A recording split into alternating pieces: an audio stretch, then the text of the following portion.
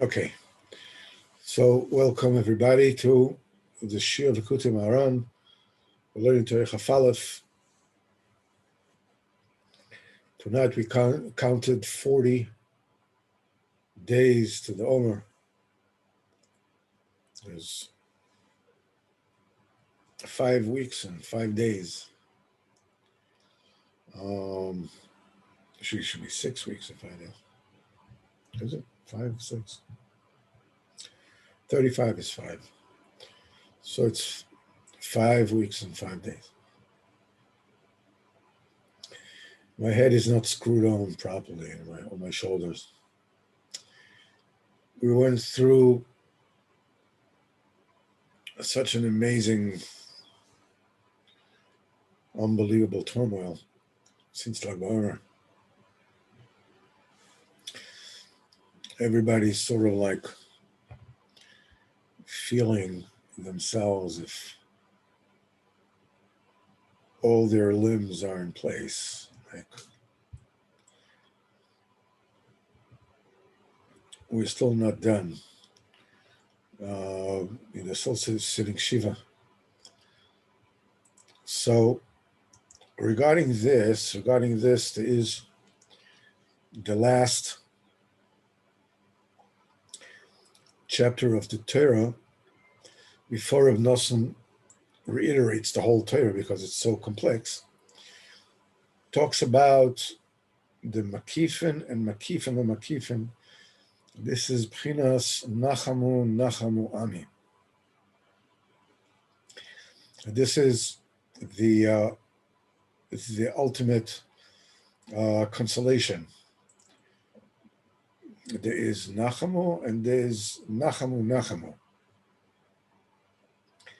Rabbeinu explains over there that all these surim and all the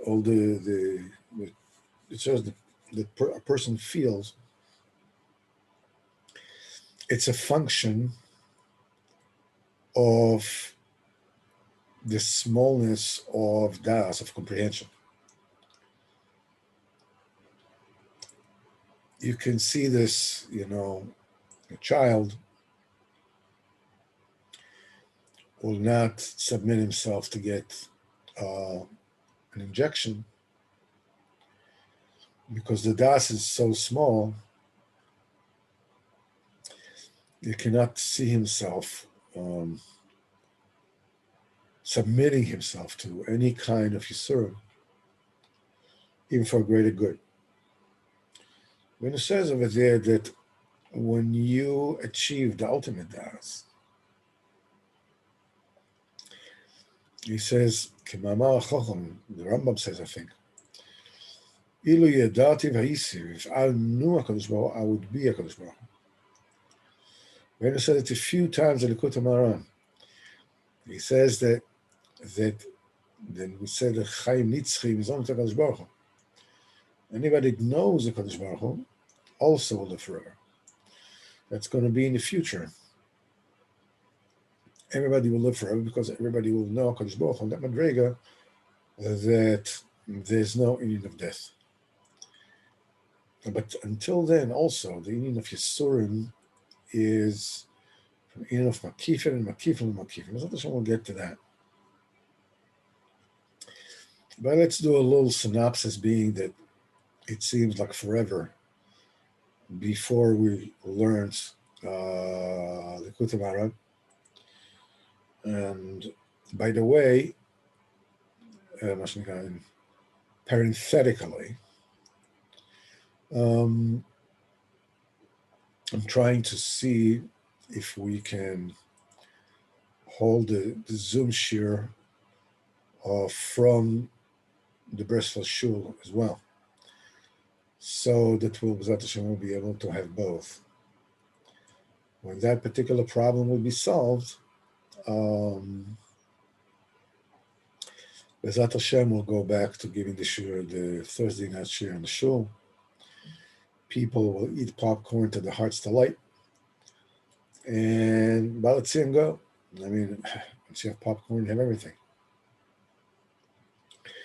So the principle that Rabbeinu lays down here, he also explains that Torah itself, Rabbeinu says, Kiviyachol, the second part before the first part. And Rabbeinu does so a few times, in a few Torahs. And nobody knows why he does that. But nevertheless, it also says that the proper order is as follows. First of all, the moichin, the intellect, is sealed, it's concealed. The person has no access to it. This is called that the moichin are in a state of ibur. A state of ibur means that it's like a woman that is expecting that you don't see the baby.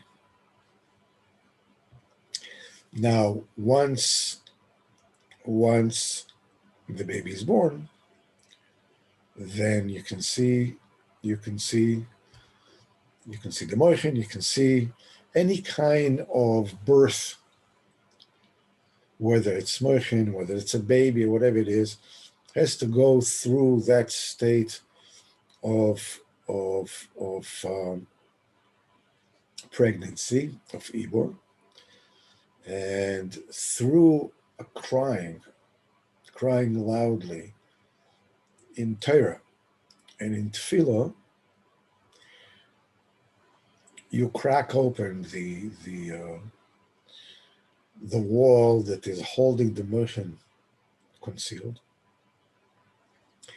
And then what happens is that the moichin become a makif. We explain that a makif is a moichin, an intellect, that you still don't have the faculties to understand it. Or euphemistically, you can't wrap around your mind around it. You don't have the keli. So therefore, at that particular time, it's called makif. It surrounds you, and it can go in. In order for you to understand it, in order for you to own it, as it were, it has to come into the thing. Nevertheless, a makif is already connected to you.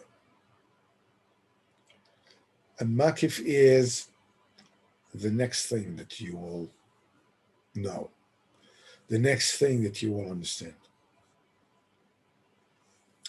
And Wilson says that when a person starts to have a saga, when you start a journey to learn practically anything,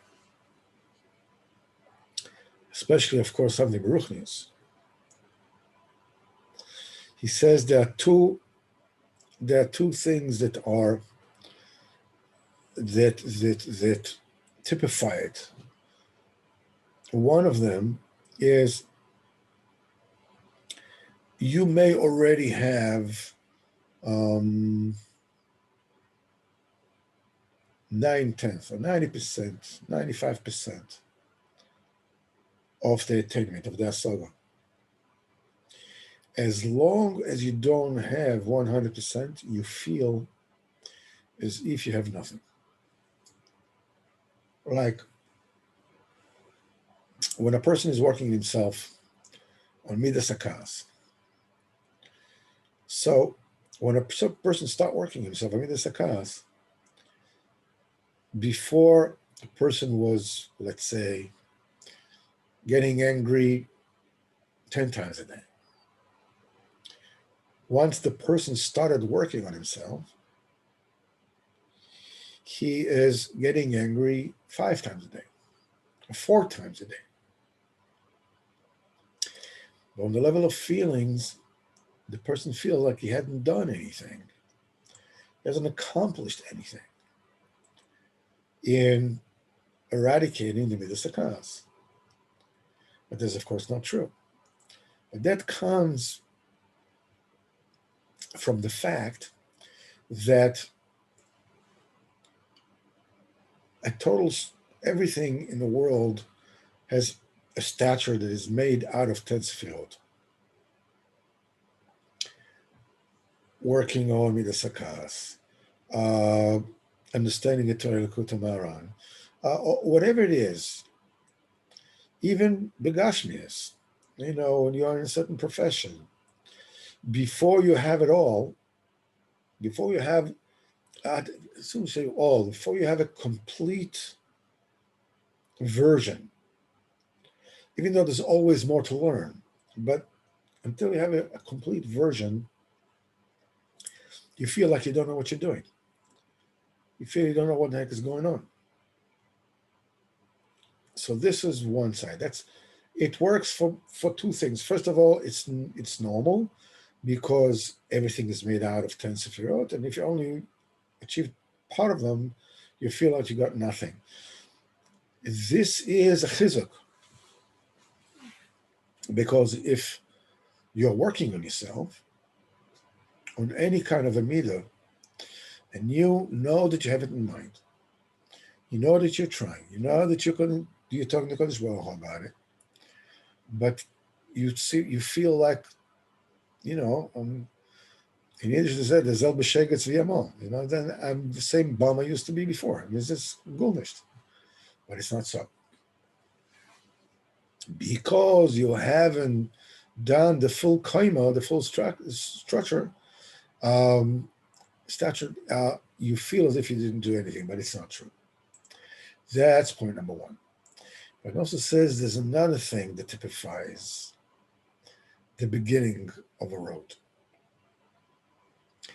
The minute that you face a certain direction, a certain career, a certain understanding, certain discipline,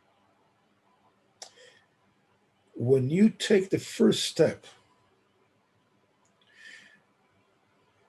the very end that you are looking for is already shiny to you.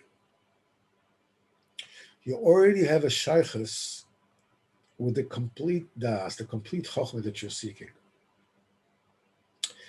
True, it's only a spark. It's only a feeling. It's an excitement. A feeling that, wow, there's like a great world waiting for me out there. I'm going to discover something truly fantastic. This is amazing. Even though you don't know it, it already injects excitement into you. That is the connection between the pnimi, the understanding inside, the things that you're able to understand, and the seichel hamakif, the surrounding intellect, which you don't understand, but nevertheless, it already shines to you. It already reverberates. It already reverberates to you. You feel that you're going to get it. You feel something very exciting. So the first step is you cry out in Torah and in Tefillah, and that gets the concealed, the embryonic makifin. They give birth. That crying out is called Shivim Koilos, 70 voices. The 7 voices that David said on the water, each one is combined of 10. And once you already have Pchinas Makif, now the quest now is to get the Makif inside. The way you do this is through the sanctification of the 7 candles of the candelabra. The mouth, the nose, the eyes, and the ears. That's the proper order of things. So we have explained all this, that before, when a person learns Torah in Sif Ches, before a person learns Torah, he's called Yaakov, because the true seichel of what he's learning is he still doesn't have it. The makif didn't come in. So he's called Yaakov.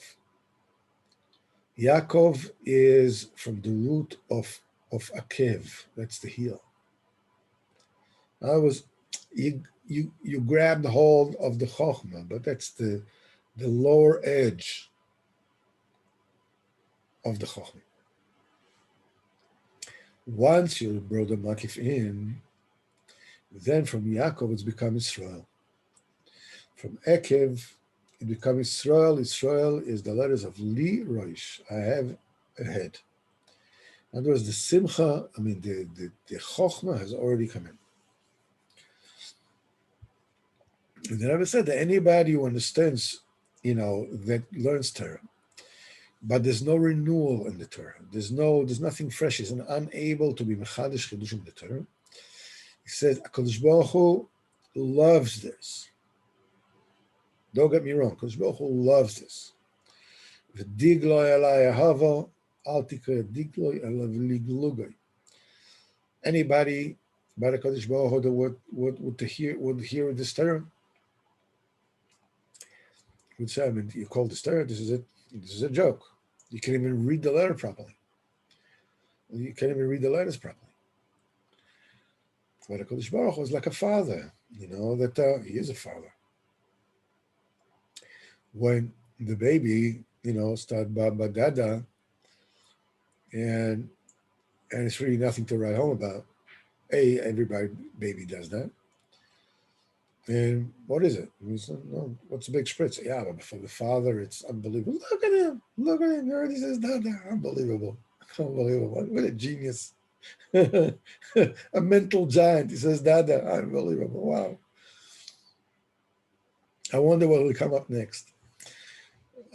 Anyhow, so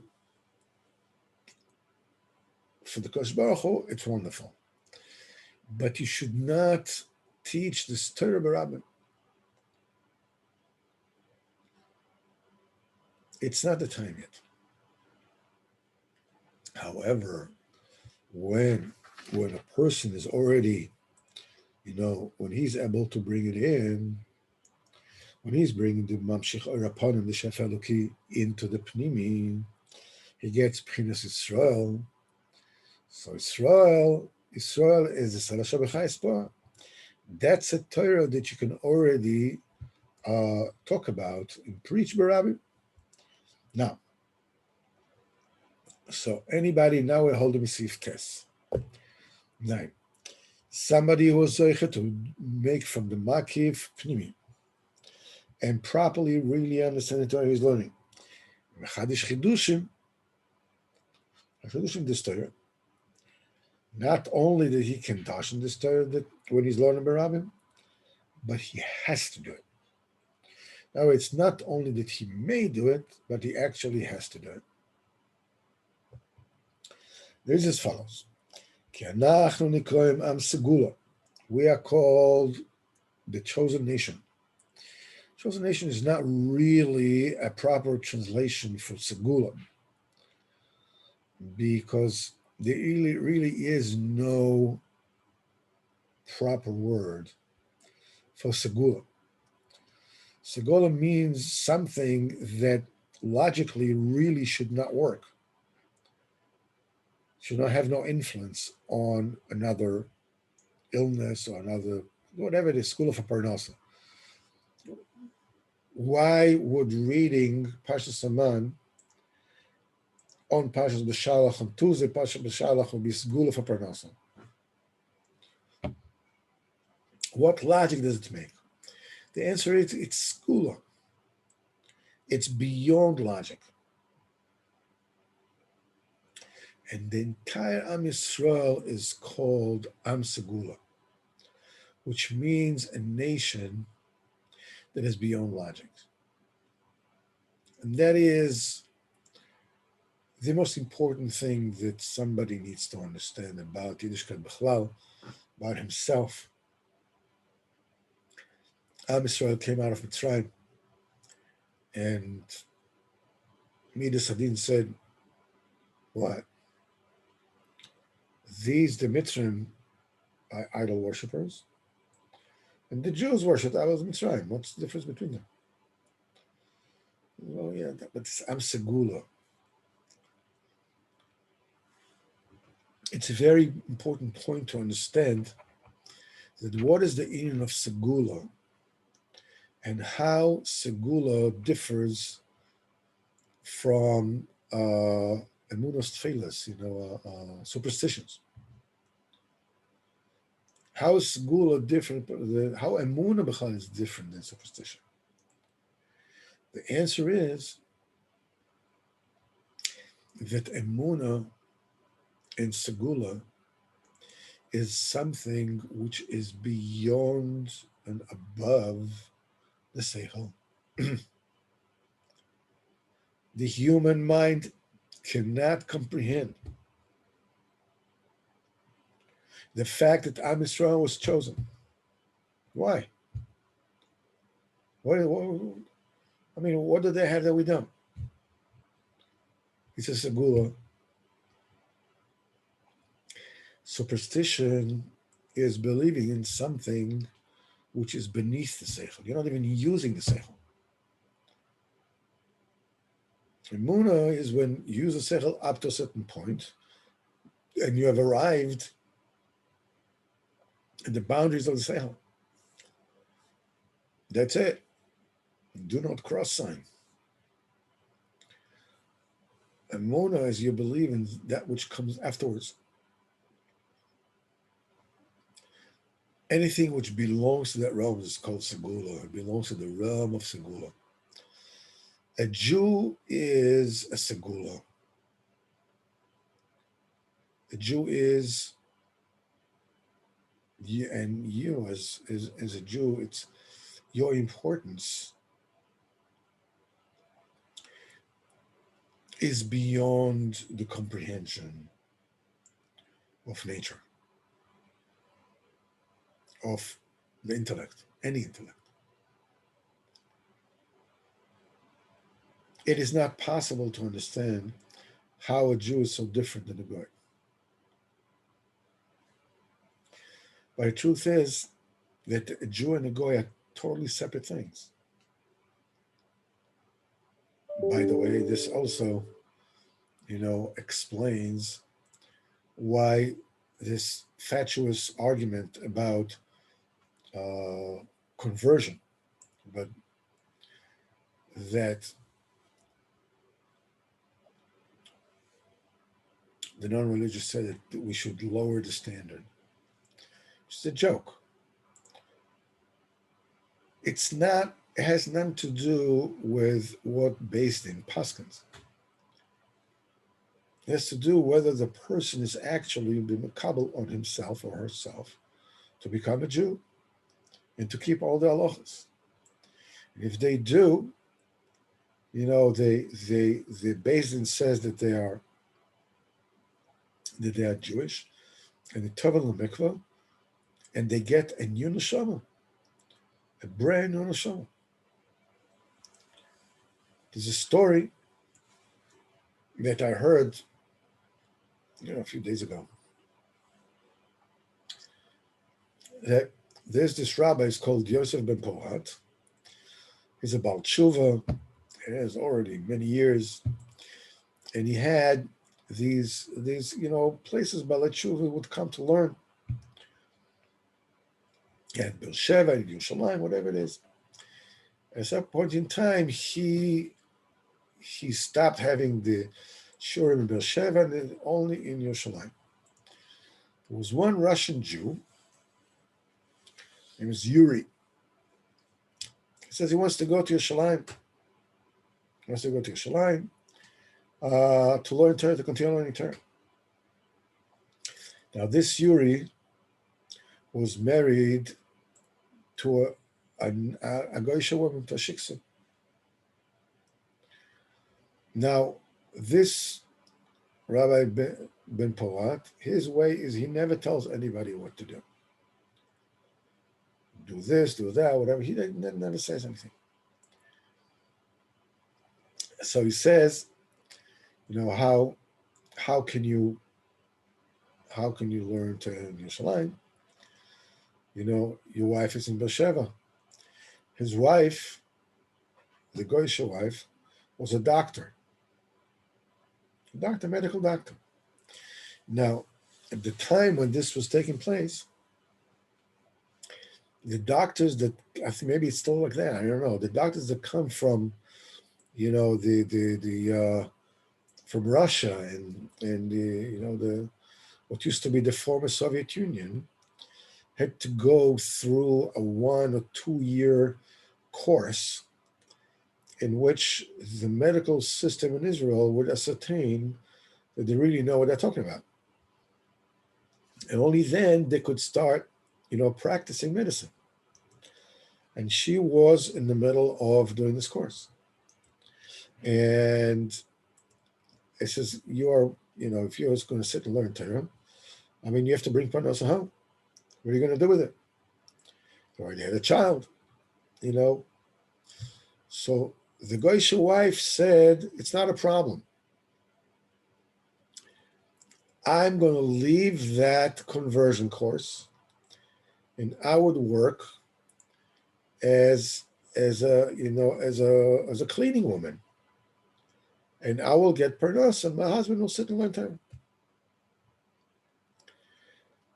And then they said that he kept on advancing learning Torah, and at a certain point in time, you realize, he's married to a goita. He can't live with her. So he says, what are we going to do? I said, what they're going to do is he's going to stay in Yerushalayim. And she is going to come to visit in Yerushalayim.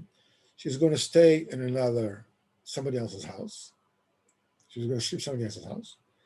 And she will meet with him every once in a while, and then she'll go back. Simsof, the woman obviously wanted to be Megaya. And they brought her over to Beis Din, and Beis Din was making a lot of trouble. And they weren't able to do so. This Rav Ben Porat saw the kind of Mesiras Nefesh is going on. He told her, if the Beis Din will not be Megayu until Rosh Hashanah, I will get together a Beis Din and we will be Megayu. That's what he did. I think he took the son of Mr. Karelitz, and whatever it is, and until Rosh Hashanah, the Beis Din did not get out of its own way, so they took it over Megayu. Now, there was a family friend, while they were going through all this thing, after she was already Megaya, she said that woman is now Jewish, came to her, and Rosh Hashanah she became Jewish. Erev Yom Kippur, this woman is telling this woman, is asking this Rebbetzin. She says, my husband's mother, my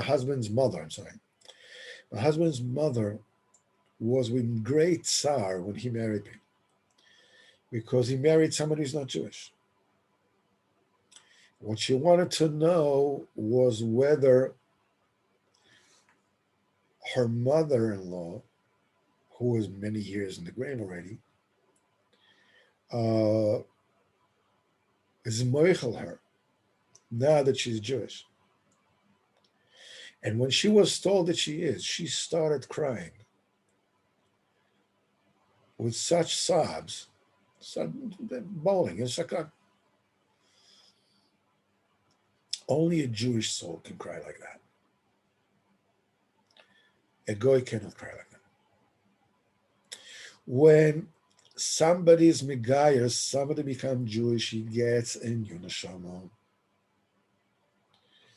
It's a joke. 80% of all the Russian people that come here are not Jewish at all.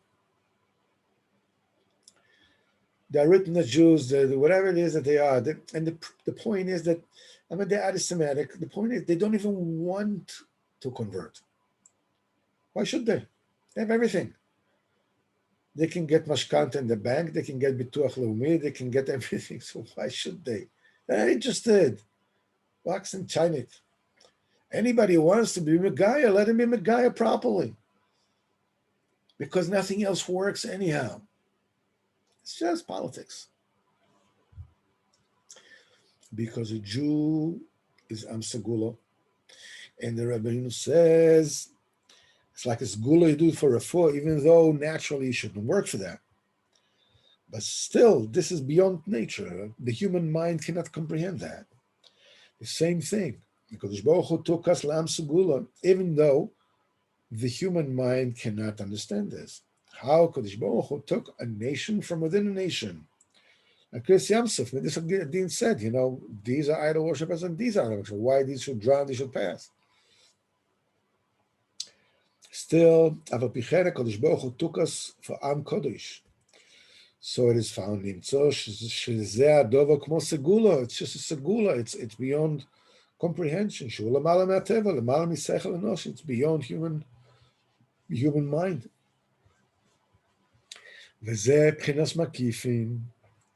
That segula is a bechina of makifin, that kind of intellect that you cannot wrap your mind around, that you cannot contain. And because makifin are also beyond human mind. Anybody who was zoichel of these makifin, he did the homework, he did the kedusha shevas aneres, and he got him in. To give birth to them, that's the first stage of crying out in tefillah and in terror. And once it's already a makif, now bring it in with the kedusha shevas aneres. Lachnis atam bifnim. Nimtza shezocho lahavin the segula. He was meritorious to understand that which is ununderstandable. It's an amazing statement.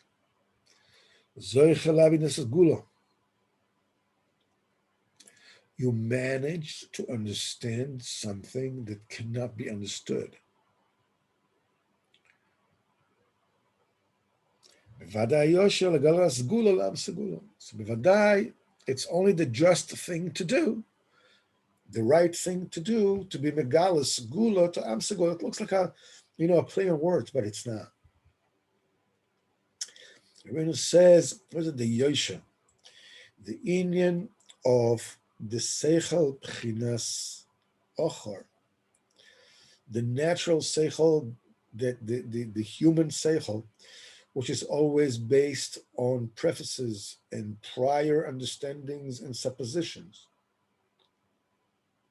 That is the kind of seichel cannot understand makifin. But when a person is zecher to be mekadesh shivas aneres, you're basically pushing aside the whole mode of Olam Hazan. Look at the Olam Hazan. You are getting something, a seichel b'chinas kedem. It's not b'chinas kedem. Kedem means ancient, means it will always hear. It's not a seichel that has a beginning. It's a seichel that is complete. It's the first time that you are able to wrap your mind around a piece of it. But it was always here.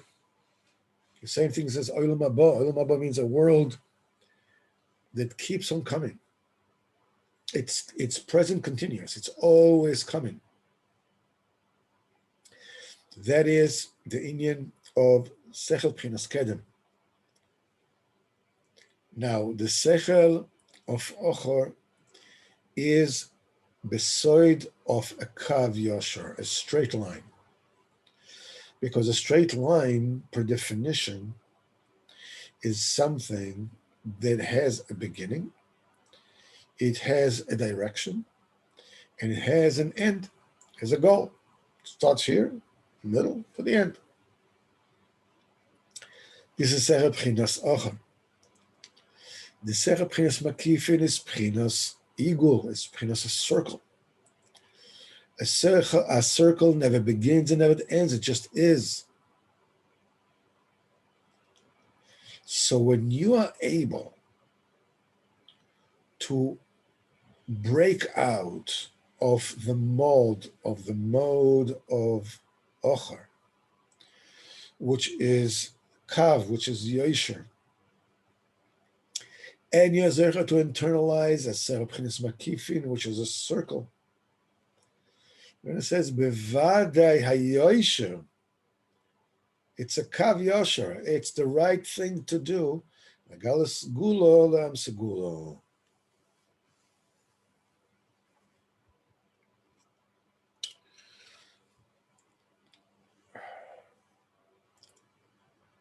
Obviously, as we will, B'ezrat Hashem, continue to talk about, because that immense tragedy that occurred last week in Meron will reverberate and continue to reverberate.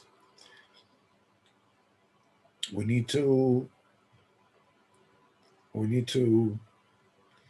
understand that everything that happened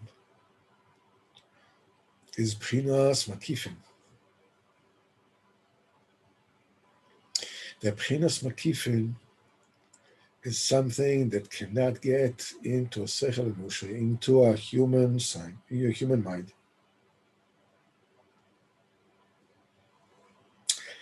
I saw a wonderful thing from Rav Zamir Cohen from Hidabrut.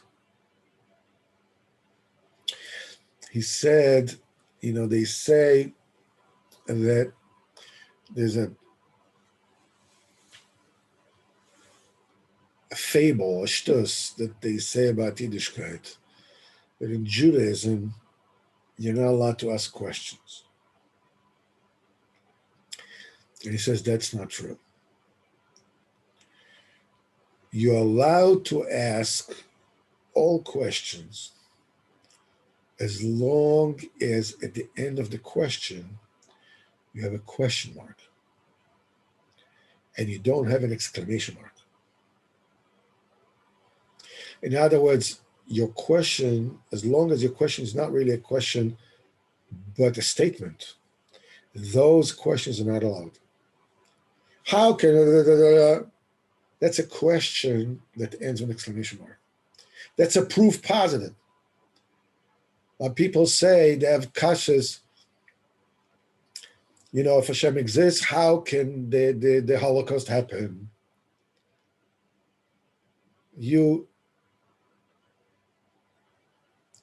It says in the Torah that there will be a Holocaust. It says, look at the Torah. All the clothes, it says in the Torah will be a Holocaust. So now that it happens, you say, because it happened, so there's no Hashem. No, what are you, nuts? You're allowed to ask a question as long as there's a question mark at the end. And an answer, you're allowed to remain with a question. Nobody has died from a kasha. Nobody has died from having a question, an unresolved question in his mind. It's fine. As long as it's not an answer. As long as it's a question, it's okay. But if it's already an answer, okay, understand? That is not. As Rav Nachman Chadad was an old acquaintance of mine. He lost 2 sons in the disaster in Neon. And he said that during that night, between Thursday night and Friday morning, he said he only asked HaKadosh Baruch Hu, Ribbono Shel Olam, I'm only asking you one thing. Please don't take the emunah from me. Don't take the emunah away from me. I won't be able to sustain it. Please don't take the emunah away from me. This is the way a Jew speaks. This is why a Jew is Am Segula.